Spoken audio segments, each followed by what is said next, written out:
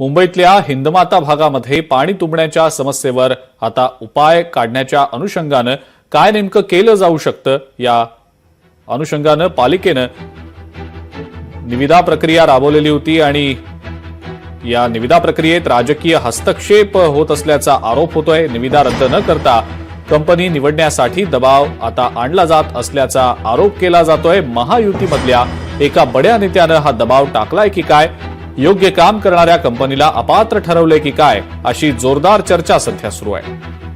हिंदमाता आणि मडकेबुवा चौक परिसरातल्या पाणी तुंबण्याच्या समस्येवर उपाय म्हणून पालिकेच्या निविदा प्रक्रियेत थेट राजकीय हस्तक्षेप झाल्याचा आरोप आता अधिकच तीव्र झालेला आहे।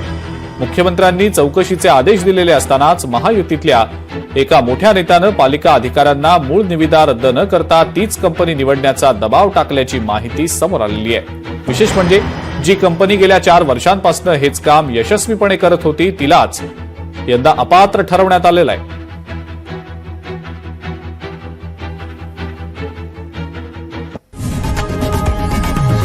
लोकशाही मराठी ऐका, पहा, जागरूक रहा।